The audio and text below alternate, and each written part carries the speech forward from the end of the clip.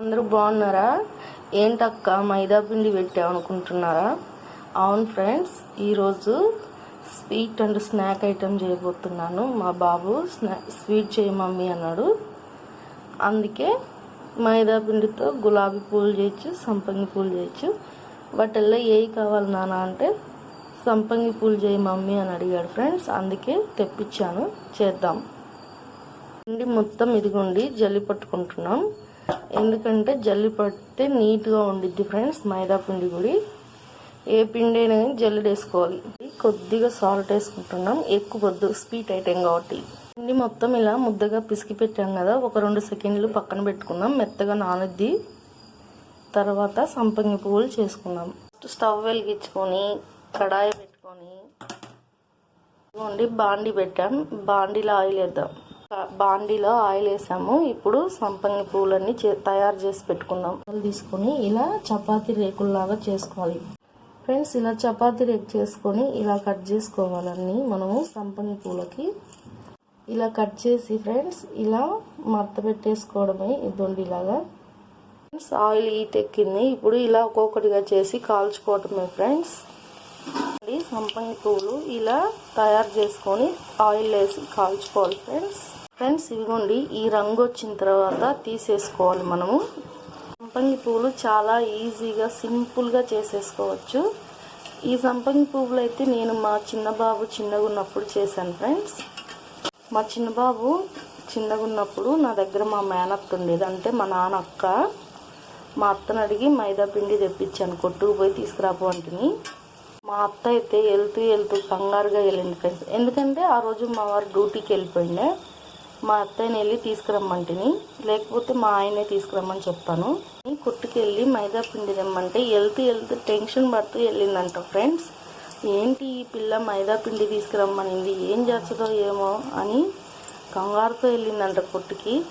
ఇంటికి వచ్చినాక వెళ్ళి మైదా పిండి కొట్టు నుంచి తీసుకొని వచ్చినాక ఫ్రెండ్స్, అప్పుడు నేను ఈ సంపంగి పువ్వులు చేసి పెట్టినాక తింటూ, వామ్మో మైదా పిండితో కూడా ఇన్ని వంటలు చేయొచ్చా అని అడుగుతుంది.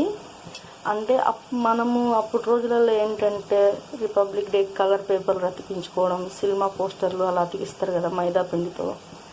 వాటికి ఏమన్నా తీసుకురమ్మన్నదేమో, ఏమన్నా పేపర్లు ఇంట్లో అతికించడేమో దేవుడా అనుకున్నదంట ఫ్రెండ్స్ మా అత్త అయితే.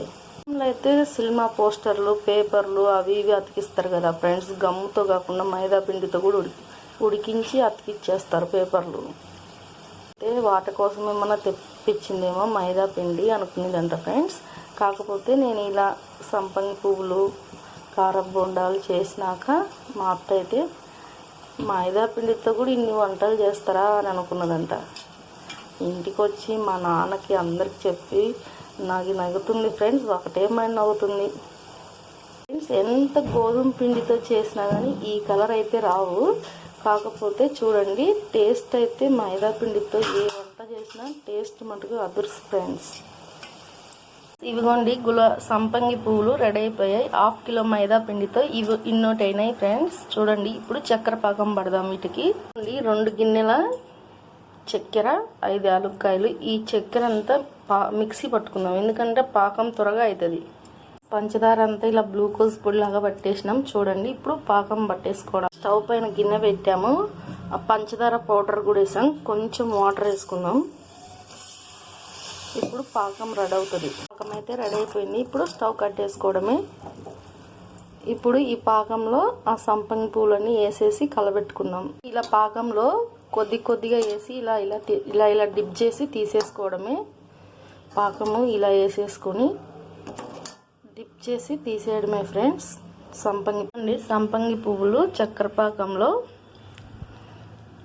ఉంచాం ఫ్రెండ్స్. చాలా బాగున్నాయి, టేస్టీగా ఉన్నాయి. ఇదండి చూడ పాకం గుడి. మీరు కూడా ట్రై చేయండి ఫ్రెండ్స్, చాలా బాగుంటాయి. లైక్ కొట్టండి ఫ్రెండ్స్, సబ్స్క్రైబ్ చేసుకోండి.